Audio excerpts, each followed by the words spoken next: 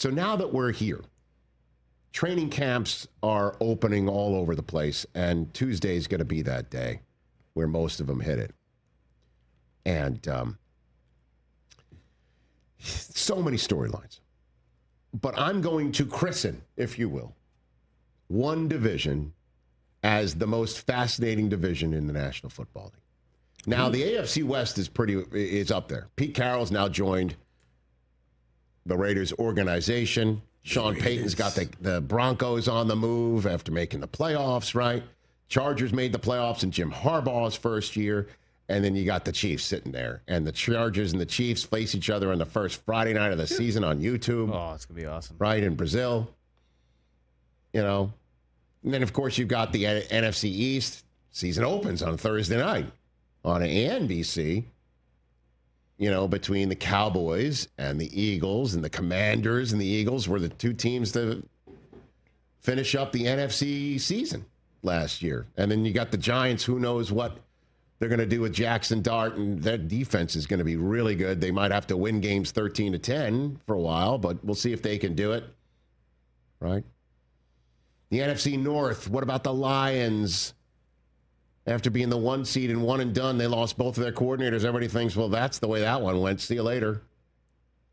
The Bears have a new head coach. One of the coordinators from the Lions is now on the sidelines for the Chicago Bears. And, you know, Ben Johnson and Caleb Williams. How's that going to work? And you got the Packers and the Vikings. 14 wins last year with Sam Darnold. They're going to go with J.J. McCarthy. That's pretty fascinating. The AFC East, Aaron Glenn is the other coordinator that the Lions lost. Can the Jets be improved with a Patriots team that's improved, and the Dolphins trying to get to the playoffs and win a playoff game, and then you've got the Bills as fascinating as ever. And I'll just tell you right now, the most fascinating division in the NFL, I christen it the AFC North. Who's going to be the Browns quarterback, right? Yeah. I mean, that's truly, I would think, story number one going into the training camp season is the Browns quarterback. In all of the NFL? In terms of what training camp will yield, I think. You make an argument on others, I guess, but training camp will yield. Who is going to be the quarterback of the Cleveland Browns, right? And then you've got the Cincinnati Bengals. There is a latest on Trey Hendrickson. You seen this? I have. You want to go for it, Chris? Because the Bengals, let me get this straight. The veterans will report tomorrow. The rookies have been there since July 19th, last week. And guess what? Trey Hendrickson is not expected to show up tomorrow. Will he or will he not? And Mike Brown, the owner of the Cincinnati Bengals, is chiming in on all this. Go ahead and hit it. We have people back in our office who are sharpening their pencils and trying to figure that out as I speak here. It has been a long negotiation. Trey Henderson is a fine player. He's a good guy. We want him here. Dealing with him is sometimes not so easy.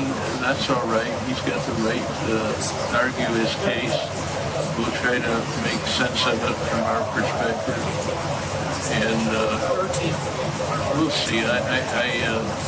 I'm not persuaded that it isn't going to get done. As far as I'm concerned, the sooner the better. All right, that was the owner, Mike Brown. We got that soundbite from one of the many people there that I guess didn't attach a lav microphone to his lapel right there. I was going to say he needed a couple more lav mics. Thinks he's going to get a deal done, though. Duke Tobin, the general manager, called Trey an important part of our team. He's under contract, and we expect him to be here. But then he added, he's a guy who's been very valuable. He's earned a raise and extension. We'll see if we can come together on something. Once again, he turns 31 on the 5th of December. He made $16 million. He said he makes $16 million in the last year of his contract. And That ain't it. We know that. He has earned a raise and an extension. I mean, George Karlaftis of the Chiefs, who's younger, but and has had a ton of production.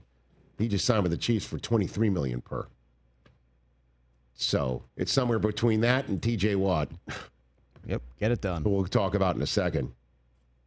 But again, Mike Del Tufo, I think you have that soundbite. If we'll know when Trey Hendrickson is signed, because we'll hear the wallet opening up in Cincinnati, Ohio. I believe that wallet was in the back of Mike Brown's.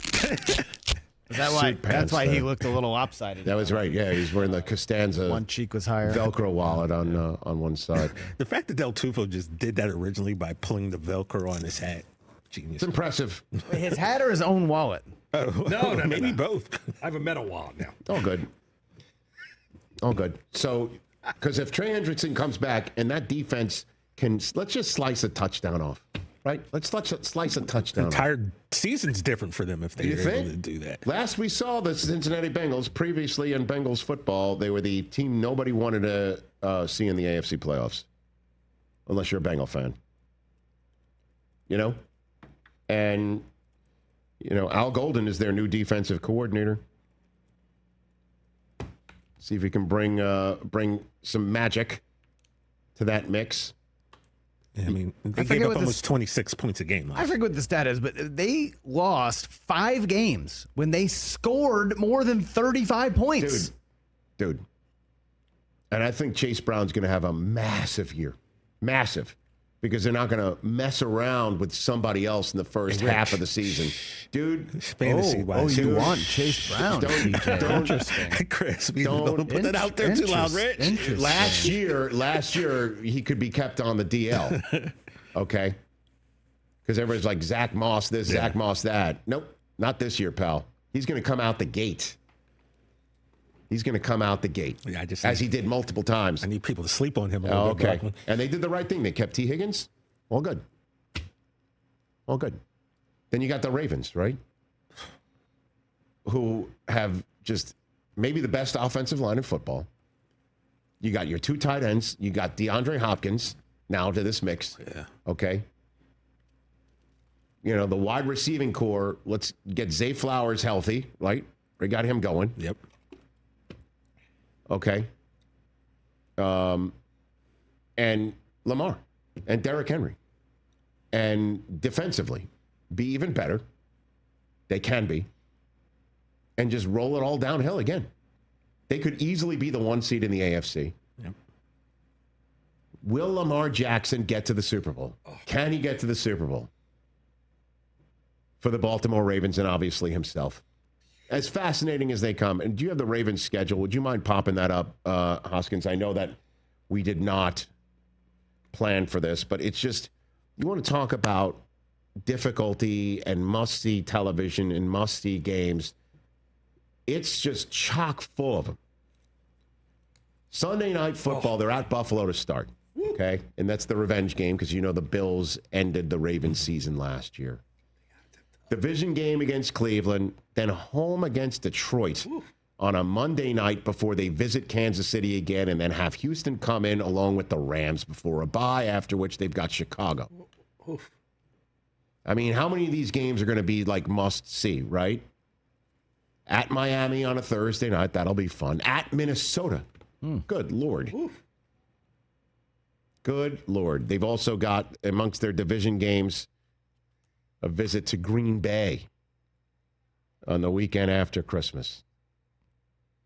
It's on. They're going to have to earn it. Oh, my goodness. How tough is that? Tough start. Woo. How tough is that schedule? Woof. How must-see TV are those games? Lamar Jackson against all those defenses and all those defenses trying to stop Derrick Henry. You know? And then you got the Steelers.